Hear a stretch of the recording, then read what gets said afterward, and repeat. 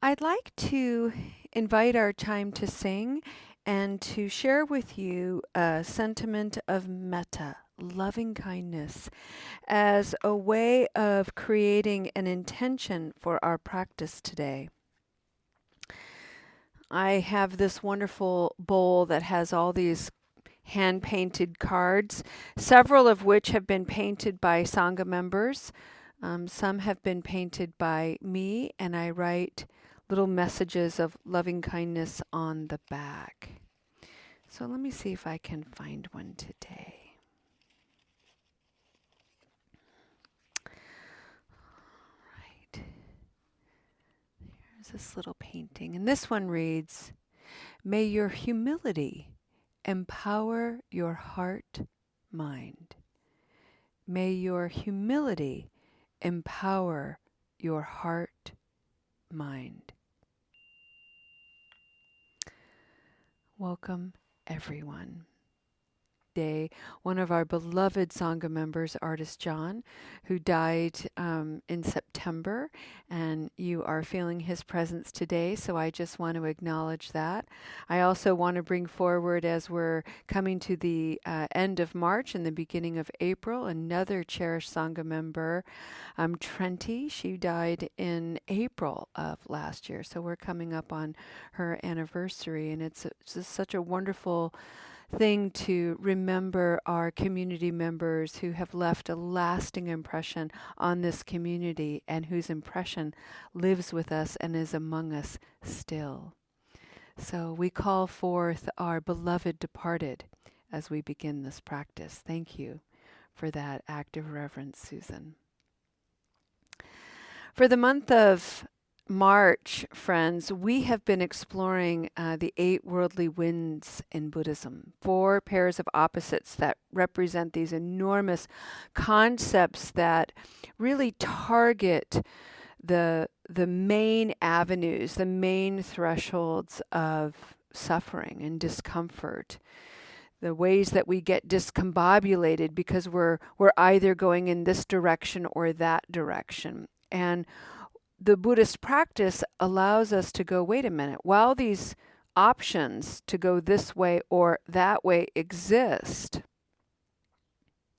why don't I just stay in the middle and look at these and see if I can find a place where they come together in some kind of balance or unity, and I can create a whole new avenue, blending these pairs of opposites. So, for instance, we know that there's pleasure and pain. We know that there's gain and loss. We know that there's praise and blame. And we know we seek fame or experience disgrace. Also, words like success, failure. All of these things, the way we volley back and forth between these two extremes, creates enormous distress in the mind and the body. And today, what I'd like to do in the open spaciousness of our practice is bring forward heart, mind. Because sometimes I think when I was first coming into Buddhism, the idea of my mind and my heart were often in opposition. I knew something, but I felt very differently about it. So, for instance, when life wasn't going the way that I thought it should be, the thought it should be going this way and it's not was really like a splinter in my mind, as Morpheus likes to say from the Matrix. And I couldn't let it go, but it shouldn't be like this, it should be like that. And and I'm so frustrated. And I would have all of these feelings about it. And then I would get mad at myself for feeling frustrated or angry. And so here I am in this fixed state of mind of things not going the way that I think they should be. And now I'm mad at myself for having the thought, and I'm mad at myself for being mad. Totally conflicted heart and mind. And I don't think I'm alone. I think we all know this feeling, right? And so for today's practice, we're going to spend quite a bit of time. I'd like to create quite a bit of time for silent reflection. And I'd like to encourage you, because I'm encouraging myself, to create an inner landscape in your being that is full of ease and beauty. So this is a creative practice. Allow your mind to wander a landscape that you thoroughly enjoy, something that really brings you to life. It could be the seashore, it could be along a river, it could be in the middle of a prairie, in your bathtub, eating a good meal. Whatever it is, allow it to frame your practice. And then see if you can bring forward a time in your life, a situation where you experience the dissonance between what the mind knows but what the heart feels. In the West, there is a long-standing tradition of separating the mind and the heart. And we have lauded and praised the mind with its analysis and intellect, its linear and logical logical perspectives. The heart, however, we have ignored, even diminished, because it's so feely and emotional and uncomfortable, and it cries. We cry if we feel into it too much, and it's bleh, don't want to do that. We're just going to think our way through, pull ourselves up, put a stoic armor over all that feely willy nilly stuff in the heart.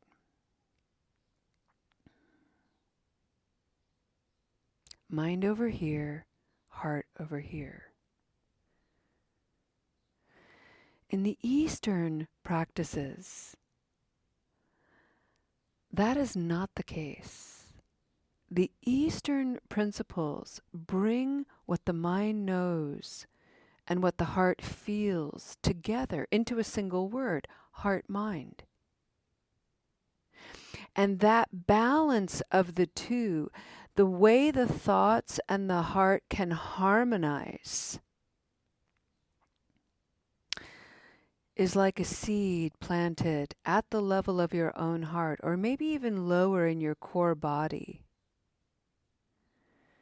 And this is a place, the birthplace of limitless compassion, karuna.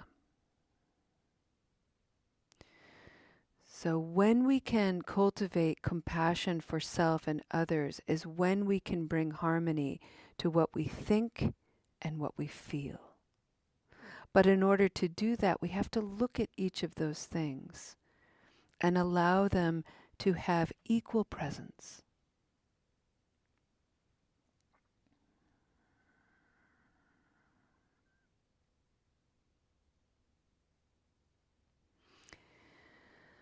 One of my go-to examples is many years ago when my daughter was diagnosed with cancer. She was very young. She was 4 years old. And I just remember hearing from other people, it shouldn't happen. This shouldn't have happened to her. This isn't the way it's supposed to be. And I entertained that thought very briefly, because I knew, well, regardless of whether or not I believe it should or shouldn't happen, it is happening. So what am I going to do about it?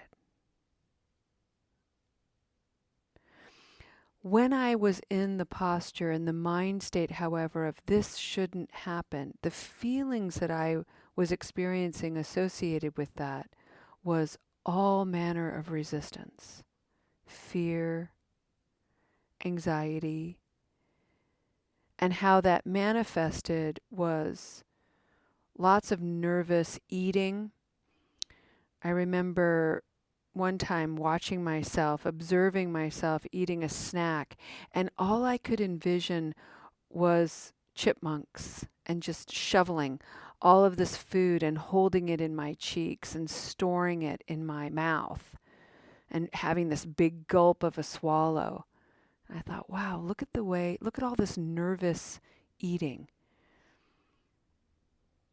I noticed the feeling of stress in the tone of my voice. My pitch went up. And I also noticed in my state of resistance, I was engaging the emotionality of bargaining. If I was really friendly to the nurses, maybe the diagnosis wouldn't be so severe. That was a thought I actually entertained. It was so delusional. Such a distortion. And it took some time to observe this and unpack it. And I couldn't observe this and unpack it in an inner landscape that was harsh, urgent, hurried. I had to create an environment in my own mind and body that was peaceful and inviting. So I could ask myself, Julia, what are you thinking right now? And how are those thoughts translating emotionally? Can you put words to it? Sometimes I couldn't. Sometimes I had to put color to it. It was nonverbal. So for your practice today, for several minutes, let's enjoy some quiet. And allow yourself to be in a beautiful place, to pause, very spacious. Give yourself lots and lots of room in your imagination. And then allow a scenario, a situation, to come to consciousness. And begin to peel the threads apart of, wow, these are my thoughts about this. And this is how I feel.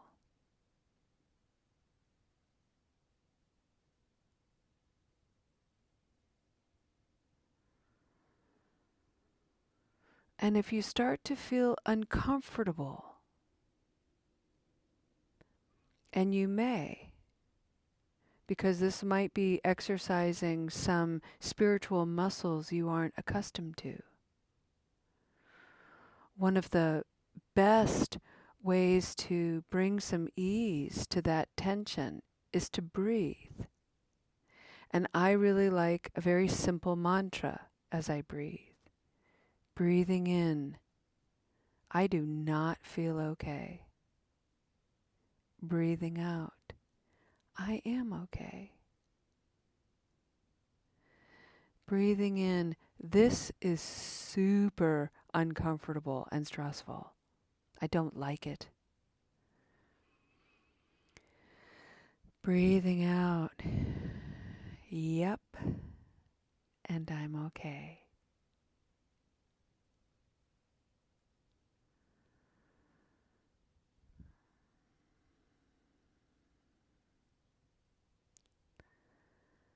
Harmonizing the heart and mind brings solidity to your whole being. And that solidity will empower you to face the many paradoxes and sacred contradictions that arise in your life. Enjoy your practice.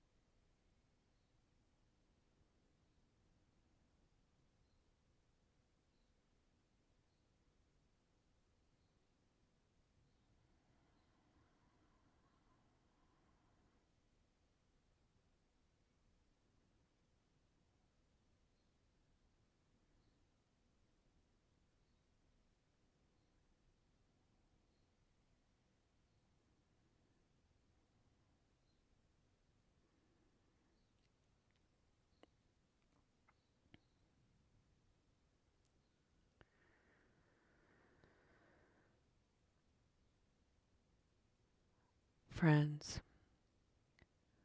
one of the things that always humbles me about exploring the heart mind and really inviting my own mind and my feelings to come into some kind of balance or mutual self regard is how simple it is. It's almost so simple it's laughable and a little bit suspicious, like there's something in my mind that says it can't be this easy, it can't be this simple, but it is. So for instance, when I recognize that something is happening in my life that I don't like and I don't want it to be there, I can just acknowledge that. I don't want what's happening right now. And I feel icky about it and anxious about it. And I don't want it. And I can acknowledge that feeling too. Yep, there it is. And here's the thing that's so beautiful. I don't have to do anything about it other than to be with it, to let it exist. This is what's happening, and this is how I feel about it. This is what I think about it. And I can simply allow it to be as it is, because the nature of reality is impermanent, which means this is bound to change. It might take a minute. It might take a week. But I don't have to resist, nor do I have to put forth a whole bunch of effort to change anything. And in fact, when I lean in and learn to be with, not only is compassion ignited, but so is patience and resilience and clarity. And these are the sustaining qualities that bring a little bit of ease and sometimes some joy to the most difficult parts of the journey. And all you need is a few moments of stillness in an imagined beautiful landscape and taking some deep breaths. It's that simple and that profound.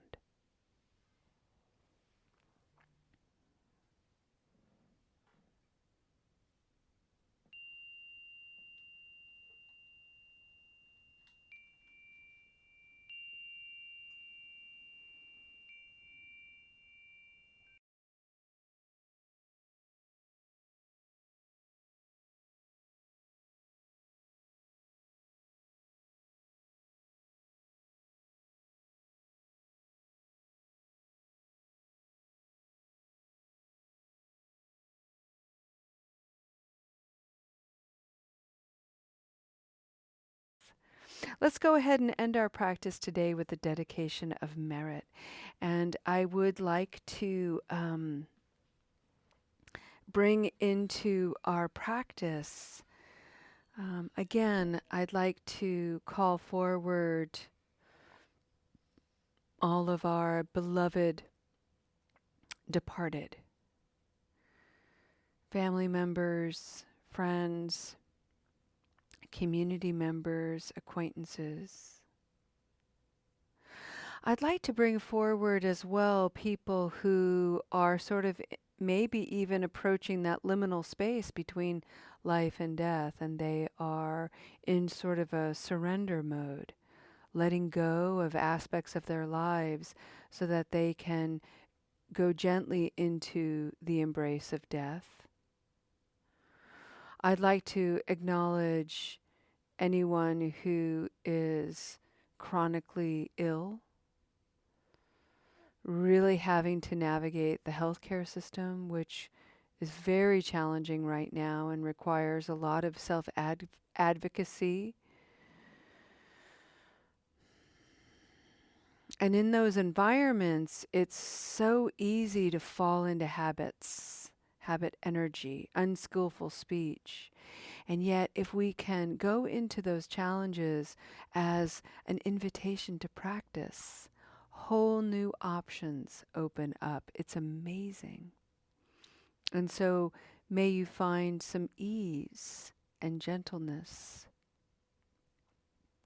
I'd like to acknowledge anyone who is experiencing really good health and wellness, and to really enjoy it, savor it, because it's bound to change. That is the nature of reality. And here we are on the edge of it all, observing it, taking ownership of our own hearts and minds so that we can heal. And by extension, we do heal the world. Thank you so much for your practice today, friends. You are such a reliable wellspring of inspiration for me personally. Certainly keep me going. I hope you have a wonderful day, and we'll see you next time. Namaste.